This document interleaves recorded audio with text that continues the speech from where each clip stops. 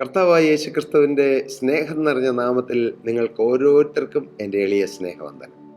നാം ചിന്തിച്ചു വന്നത് ശൂന്യമായ പടക് നിറഞ്ഞു എന്ന്, ശൂന്യമായിരുന്ന വല കീറാറാകുവോളം മീൻ നിറഞ്ഞു എന്ന്. കർത്താവിന് സ്തോത്രം. ഇത് പ്രത്യാശയുടെ ഒരു സന്ദേശമാണ്. കർത്താവായ യേശുക്രിസ്തുവിൻ്റെ അടുക്കൽ ശൂന്യതയോടുകൂടെ വരുന്നവരെ നിറയ്ക്കുന്നവനാണ് കർത്താവ്.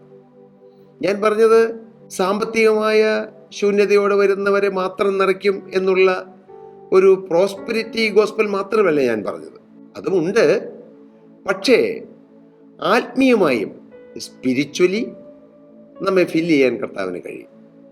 മാത്രമല്ല ശരീര സംബന്ധമായും ഫിസിക്കലി, മാനസികമായി, മെൻ്റലി, ആത്മീയമായി, സ്പിരിച്വലി, ഈ 3 മേഖലകളിലും നമ്മെ നിറയ്ക്കാൻ യേശുക്രിസ്തുവിന് കഴിയും. അത് കേവലം പത്രോസിന്റെ ജീവിതത്തിൽ മാത്രം ഒതുങ്ങി നിന്ന ഒരു സംഭവമായിട്ടല്ല. യേശുക്രിസ്തു തന്റെ പരശുശ്രൂഷ ചെയ്തുകൊണ്ടിരുന്ന കാലങ്ങളിലെല്ലാം കർത്താവ് നിറയ്ക്കുകയായിരുന്നു. സൗഖ്യം കൊണ്ട് നിറച്ചു, സമാധാനം കൊണ്ട് നിറച്ചു, പ്രത്യാശയില്ലാത്തവർക്ക് പ്രത്യാശ കൊണ്ട് കർത്താവ് അവരുടെ ഹൃദയത്തെ നിറച്ചു, സ്നേഹം കിട്ടാത്തവർക്ക് സ്നേഹം കൊണ്ട് അവരുടെ ഹൃദയം നിറച്ചു, ഒറ്റപ്പെട്ടു പോയവരെ തൻ്റെ സാമീപ്യം കൊണ്ട് കർത്താവ് നിറച്ചു. നിറയ്ക്കുന്നവനാണ് ക്രിസ്തു. ശൂന്യതകൾ മാറ്റുന്നവനാണ് ക്രിസ്തു. ശൂന്യതകൾ മാറ്റി നിറവ് തരുന്നവനാണ് ക്രിസ്തു. അത് നമുക്ക് മാത്രമല്ല, ഏതെങ്കിലും ഒരു വ്യക്തിക്ക് മാത്രമല്ല. യേശുക്രിസ്തു ശീമോൻ പത്രോസിനോടാണ് സംസാരിച്ചത്. ശീമോനോടാണ് പറഞ്ഞത്, ആഴത്തിലേക്ക് നീക്കി മീൻപിടുത്തത്തിന് വലയിറക്കുവേനെന്ന്. പക്ഷേ അനുഗ്രഹം കിട്ടിയപ്പോൾ ശീമോനും കൂട്ടാളികൾക്കും അനുഗ്രഹം കിട്ടി. അതെ, ഒരാൾ അനുഗ്രഹിക്കപ്പെടുമ്പോൾ ആ വ്യക്തി മുഖാന്തരം അനേകർ അനുഗ്രഹിക്കപ്പെടുന്നതായിട്ടാണ് കർത്താവ് കാണുന്നത്. മകനെ, നീ ഒരാൾ യേശു മുഖാന്തരം അനുഗ്രഹിക്കപ്പെടുമ്പോൾ നീയും നിന്റെ കുടുംബവും നീ ആയിരിക്കുന്ന സമൂഹവും നിന്റെ ദേശവും പോരാ, അതിന് ലിമിറ്റേഷൻസ് ഇല്ല. അനേകായിരങ്ങൾ അനുഗ്രഹിക്കപ്പെടാനിടയാകും. നാം കേൾക്കുകയും വായിക്കുകയും അറിയുകയും ചെയ്യുന്ന കാര്യങ്ങളല്ലേ ഒരു മനുഷ്യനിൽ ജീവുള്ള ക്രിസ്തുവിൻ്റെ സ്നേഹം പകർന്ന് ആ ഒരു വ്യക്തിയിലൂടെ കർത്താവ് ഏതെല്ലാം അത്ഭുതങ്ങളും അടയാളങ്ങളും ചെയ്ത് അനേകരെ സന്ദർശിക്കുന്നു, അനേകരെ അനുഗ്രഹിക്കുന്നു. ഇത് വലിയൊരു സത്യമാണ്. നാം ഒരാൾ കർത്താവിലേക്ക് വരുമ്പോൾ നാം മാത്രമല്ല അനുഗ്രഹിക്കപ്പെടുന്നത്. കർത്താവായ യേശുവിൽ നീ വിശ്വസിക്കുക, എന്നാൽ നീ നിന്റെ കുടുംബം അനുഗ്രഹിക്കപ്പെടും. അവിടെ തീരുന്നില്ല. മകനെ, നീ ആയിരിക്കുന്ന സ്ഥാപനം അനുഗ്രഹിക്കപ്പെടും. മകളെ, നീ ആയിരിക്കുന്ന നിന്റെ കുടുംബം മാത്രമല്ല, നിന്റെ ദേശം അനുഗ്രഹിക്കപ്പെടും, നിന്റെ കൂട്ടായ്മ അനുഗ്രഹിക്കപ്പെടും, നീ പോകുന്നതായ സമൂഹം അനുഗ്രഹിക്കപ്പെടും, നിന്റെ അയൽക്കാർ അനുഗ്രഹിക്കപ്പെടും, നിന്റെ നാട് അനുഗ്രഹിക്കപ്പെടും, നിന്റെ രാജ്യം അനുഗ്രഹിക്കപ്പെടും. ലോക രാജ്യങ്ങൾ അനുഗ്രഹിക്കപ്പെടാൻ തക്കവണ്ണം ദൈവത്തിന്റെ കൃപയും തേജസ്സും നിറഞ്ഞ ദൈവമക്കൾ അനേകരുണ്ട്, ഒത്തിരി പേരുണ്ട്. ഒരൊറ്റ ദിവസത്തെ ആരാധനയിൽ 30 ലക്ഷം പേര് കടന്നു വരുന്ന കൂട്ടായ്മകളെക്കുറിച്ച് ഞാൻ കേൾക്കുവാനും വായിക്കാനും മനസ്സിലാക്കാനിടയായി. അവിടെ പ്രധാന ശുശ്രൂഷകൻ ദൈവജനത്തെ പോയി പ്രാർത്ഥിക്കുന്നത് വാഹനത്തിലാണ്.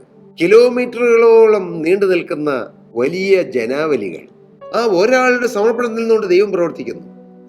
3 കിലോമീറ്റർ നീളവും 3 കിലോമീറ്റർ വീതിയുമുള്ള അത്രയും വലിയ ചർച്ചുകളെ കുറിച്ച് ഞാൻ കേട്ടിട്ടുണ്ട്. കൂടി വരവുകളെ കുറിച്ച് ഞാൻ കേട്ടിട്ടുണ്ട്. എന്തിനു പറയണം, ലോകത്തിലെ തന്നെ ഏറ്റവും വലിയ ചർച്ചായ സൗത്ത് കൊറിയയിലുള്ള പോൾ യോങ്കിച്ചോ, ഡേവിഡ് യോഗിച്ചോ എന്നും അദ്ദേഹത്തിന് പേരുണ്ട്. അദ്ദേഹത്തിന്റെ ചർച്ചിൽ എത്രയോ ലക്ഷക്കണക്കിന് ആളുകളാണ് വരുന്നത്.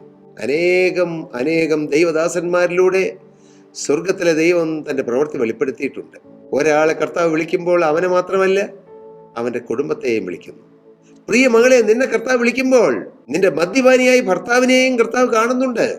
വഴിതെറ്റി നടക്കുന്ന നിന്റെ മക്കളെയും കർത്താവ് സ്നേഹിക്കുന്നുണ്ട്. നീ ഒരാൾ കർത്താവിന്റെ കരങ്ങളിൽ ലഭിച്ചാൽ, കർത്താവിന്റെ കരങ്ങളിൽ അവൈലബിൾ ആയാൽ, നിന്നിൽ തന്റെ ശക്തി വെളിപ്പെടുത്തും ദൈവം. ഒരു മോശയാണ് കർത്താവ് വിളിച്ചത് 600,000 വിടുതലിന്.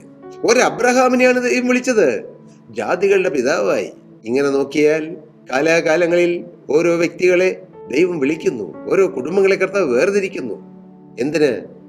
ദൈവം തൻ്റെ ശക്തി അവരിലൂടെ വെളിപ്പെടുത്തി, അവരിലൂടെ തൻ്റെ കൃപ വെളിപ്പെടുത്തി അനേകരെ രക്ഷയിലേക്ക് നയിക്കുവാൻ.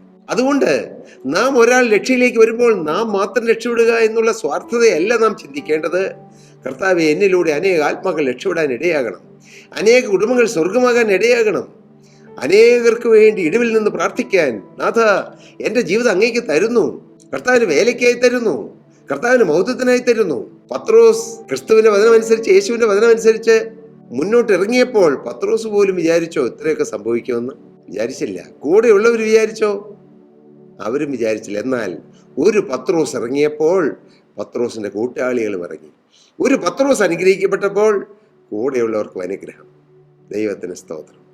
എത്രയോ ഉന്നതരായ ആളുകൾ, ഒരുപക്ഷെ അവർ നിസ്സാരതയിൽ കഴിഞ്ഞവര് കർത്താവിന് വേണ്ടി ജീവിതം വേർതിരിച്ചപ്പോൾ, ഞാൻ പറയുന്നത് ആത്മീയമായും ഭൗതികമായും അനേകരെ അനുഗ്രഹത്തിലേക്ക് നയിക്കുന്ന അനുഭവത്തിലേക്ക് അവരെ കർത്താവ് നയിച്ചിട്ടുണ്ട്.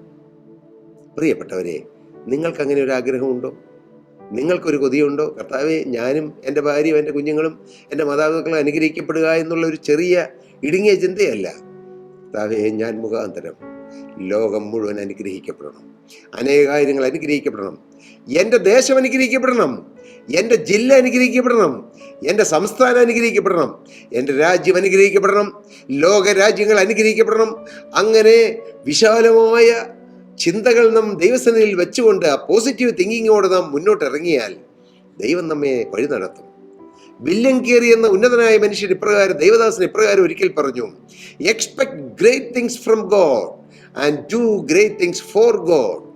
ദൈവത്തിൽ നിന്നും വൻകാര്യങ്ങൾ പ്രതീക്ഷിക്കുക, ദൈവത്തിന് വേണ്ടി വൻകാര്യങ്ങൾ ചെയ്യുക.